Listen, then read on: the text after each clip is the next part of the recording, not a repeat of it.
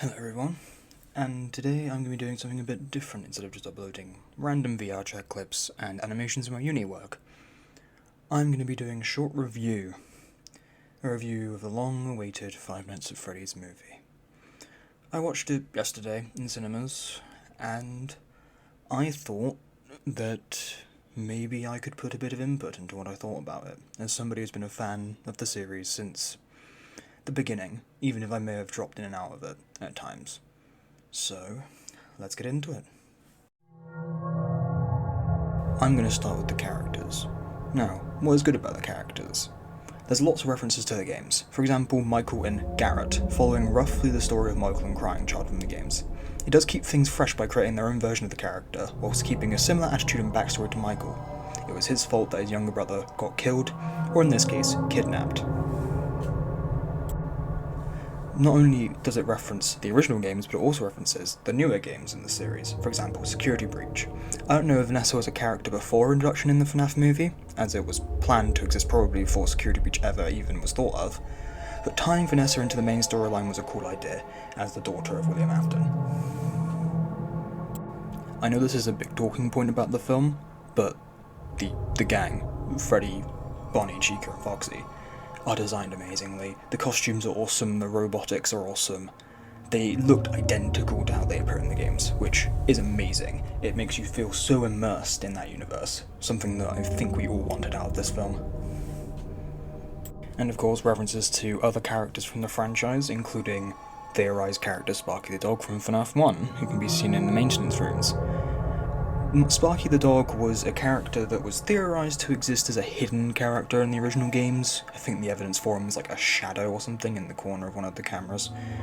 Stupid, but an iconic part of the FNAF community's timeline. And alongside this, Dreadbear from Help Wanted, I think he first appeared in. He might have appeared before that, I don't know. Just a short interruption here. Watching this back while I'm editing it, this mask was probably not Dreadbear, as you can see it better quality in some of the images released from the crew. So it's probably not Dreadbear, it's probably just another Freddy head. Or it could be a reference to Tortured Freddy from Return to Freddy's 5, but that's also unlikely, it's probably just another Freddy head. But anyway, I thought it looked like Dreadbear when I was first watching it. Alongside this, Charlie's doll from the books, or the character from 1:35 AM from Fazbear Frights, but I think they're linked anyway, so it could be both. And of course, we can't forget MatPat. His cameo was awesome, seeing him in the film was hilarious, and referencing his own channel. Fun? You do realize that lunch is the most important meal of the day. But you know, it's just a theory. That's hilarious. I wish Markiplier was in it. I know he was supposed to be, but of course Iron Lung's being made, he couldn't actually go to film, his schedule wasn't available. But MatPat was also amazing. The idea that there's a universe out there where both of them were in the film, part of me hopes they make a sequel just so I can see Markiplier in the films as well. And now for an issue I had with the characters. Personally, I didn't like how William Afton was executed. It appeared they were trying to go closer to Dave Miller from the books, but didn't quite get there. He just appeared mildly annoyed at most. He did not convey the tortured father who lost his mind that I always imagined William to be. However, his foreshadowing in the beginning of the story was well executed. Now the set. What I liked about the set is it was authentic to the source material, definitely encapsulating the atmosphere in an abandoned pizzeria. Alongside this, it definitely managed to encapsulate the aesthetics of the 1980s and 90s really well, making it an immersive experience. Alongside that, it was faithful to the original, but not the same, making it seem fresh and new, instead of just replicating what already existed, which I do like.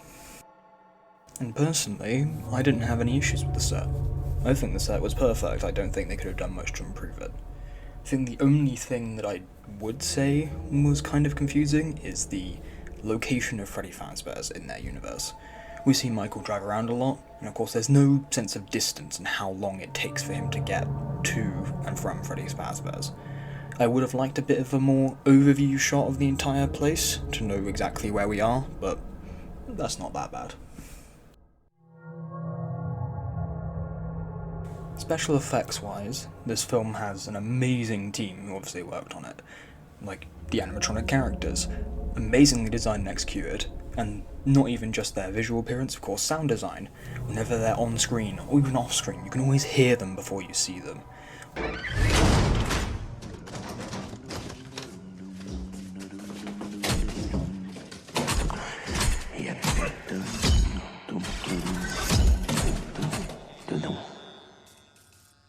Which provides a very authentic experience of what it would be like to actually see these characters in real life, which is what the film aimed to do at the end of the day. But something I would have liked to see more of from the film was gore. FNAF, well, when it started, not so much anymore, was a very gory series. The concept was very gory and everything about it was very graphic. I understand since it's a film, of course it can't go too hard on these things. You know, it can't show decaying corpses, it can't do that. No film can, it would be banned from being sold. And alongside that, I understand they probably wanted to keep the 15 rating of the film, because more sales, great, more money. But there are some scenes which I would have preferred to be more gory, I'll go into that later, but it was just something personally that I didn't like as much.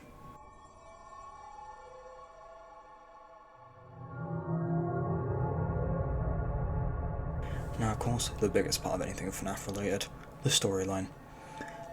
The film provides a new and refreshing take on the original Nights At Freddy storyline with recognisable characters that we already know, such as William, Michael and Vanessa, but they are presented in new and interesting ways. For example, Michael is no longer William's son. Instead, Vanessa is William's daughter. It provides a new and interesting dynamic between the two that makes the film feel more intense, and less awkward than if it was just Michael being abused by his father. Alongside that, William is more closely in contact with the kids that he murdered. Instead of just hiding their bodies and leaving them to rot, he actually seems to keep them for his own deeds. This provides a slight hint into the motives of William Afton that we never got from the FNAF games, until FNAF 4 The Death of Crying Child, or even more so, Sister Location and Remnant. But these changes definitely leave some odd decisions. For example, the 5 dead children being presented as evil, even though they were just innocent children in the books. For example, they want to kill Abby, Michael's little sister, in order to have her join them in play, forever. This just makes you feel unsympathetic towards the murdered children, instead of sad for them. I believe that keeping the source material of why the animatronics attack you in FNAF 1 would have been better, though they believe you're an endo outside of its costume and want to put you back in one. This is never mentioned. Or maybe they could go on the route of, they believe you're the person who killed them. That also works.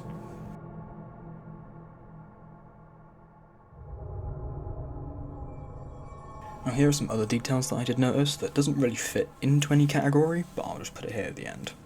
So, good things first off. Lots of fan service. The entire film is amazing to watch with friends, as you look at each other throughout it, constantly, as you all realise what's going on and what has been referenced. It definitely played on that a lot, hence why non-FNAF fans might be a bit confused at what the film was doing, or what's going on. The intro of the film is also incredible. It provides an epilogue to the story in the styling of the minigames from the original FNAF games, from FNAF 2, 3 and 4. It was just incredible to see such an iconic FNAF styling put into a film to give us exposition. It was really well executed, even if some of the sprites were a bit strange, but, of course, it's still amazing to see. Now, from the start to the end. The ending credits, of course, the choice of music, everybody's probably heard it by now, but the Living Tombstone's FNAF 1 song. Again, it's just fan service, but it felt like a direct contact at the fans from the directors, almost as saying thank you. It may just be me being over-sentimental towards the series, but it made me feel proud of what the series has become since its humble beginnings in 2016. It was just amazing to see. And of course, the possible hint at a sequel at the end. I might just be overthinking it, but that's what FNAF is for, isn't it? After the credits, there is the inclusion of the sound effects from the FNAF 2 minigame, Save Them. It's a nice touch, and as I said, hopefully it does allude to a possible sequel, because I want to see more of this sort of styling of film, alongside where the storyline of this film is planning to go. Who knows, maybe we'll get to see more characters in this styling, some toy animatronics, the fun times, hell, maybe we'll make it all the way to Security Breach. I doubt it. But now, there are some things I don't like about how the film was executed. For example, the Springlock failure scene. It was just really underwhelming. In the games, it was presented as an awful, gruesome experience with screaming and blood. Even if the blood was pixelated, it was a 2D sprite game. But the film, in my opinion, didn't live up to that expectation. I understand the intentions of making William barely respond to the pain and sort of be one with it. It makes him seem less human and more evil than ever. But I wish we just could have got that screaming out in agony that we got from the FNAF 3 minigames. That would have been terrifyingly awesome to hear. And one other tiny little issue I have. Toreador March was not involved in the film at all. Don't get me wrong, it probably was licensing issues, because this is not just a little indie game anymore, Scott can't just use it whenever he wants. But it's an iconic part of FNAF that I thought they would have included. It's just a bit strange not to.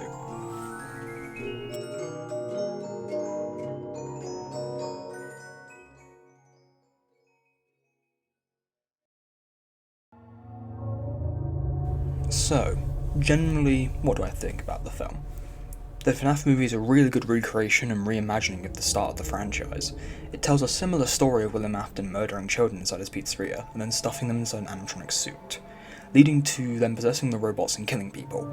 However, it puts its own original twist on these ideas, creating new motives for the characters that keeps true to the source material, but keeps it interesting as well. Whilst it lacks on the gore we are used to from the series, it definitely holds up to what the FNAF community expected from a film adaptation of the franchise. Definitely would recommend to anyone who wants to get into the FNAF community or is already a part of it. Overall, it was an incredible film.